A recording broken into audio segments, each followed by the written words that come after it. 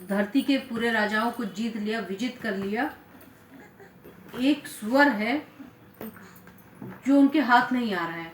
और राजा थे भी काफी कुशल शिकारी। उसी दिन थोड़ी देर पहले उन्होंने तमाम तरह के हिरन मारे और भी शिकार किए, और सिर्फ एक यही सुअर है जो उनके वश में नहीं आ रहा है। तो अब राजा जैसे जैसे गुस्सा होते चले गए, अंदर से उनका क्रोध उनके वश में नहीं रहा, वैसे वैसे वो सुअर के पीछे भागने लगे। और सुअर भी बड़ी कुशलता से इतने अंदर जंगल के चला गया कि जहां हाथी और घोड़े का जाना संभव ही नहीं था। अब जब हाथी घोड़ा बाकी उनके जो सेना थोड़ी बहुत थी उनके साथ में, जो वन में शिकार खेलने गए थे, लेके गए थे, सब जब नहीं जा पाए तो अब राजा वहां से सबको छोड़ दिए, हाथी घोड़ा भी छोड़ दिए। राजा के अंदर जिद थी कि हम इनको मार के रहेंगे। और वन में उस समय राजा बिल्कुल अकेले, जंगल के इतने अंदर चले गए कि राजा बिल्कुल अकेले, आगे सुअर पीछे राजा।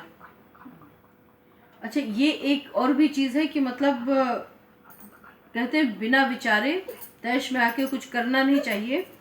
तो इस समय राजा कुछ यही कर रहे थे। अब वो अंदर तक चले गए, उन्होंने उस पशु का पीछा नहीं छोड़ा। और इनके अंदर ये था कि कुछ भी हो हम उसका शिकार करके रहेंगे। राजा को बड़ा धैर्यवान देखकर सुअर भागकर पहाड़ी के गुफा में जा घुसा।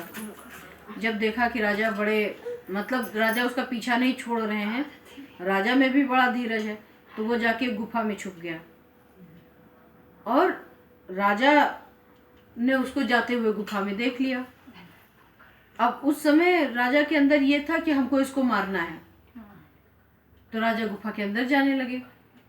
जब गुफा के अंदर जाने लगे तो कुछ दूर तो हो गए, उसके बाद फिर लगा नहीं जा पाएंगे।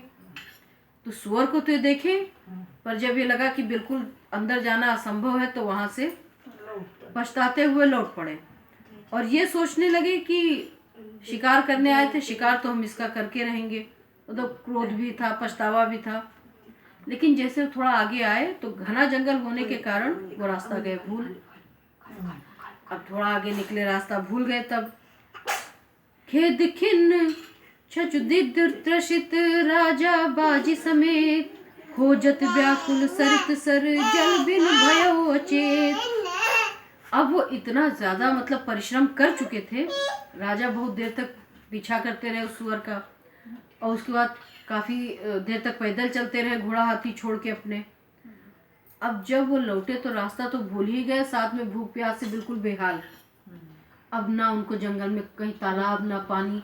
अब का कौन सा जमाना है कि बोतल में पानी भर लियो, लिए चले जाओ। अब राजा बेचारे बड़ा परेशान, किधर जाएं किधर निकलें। और इतने हाल बेहाल हो गए कि अब उनको लगा कि उनको मूर्छा आ जाएगी।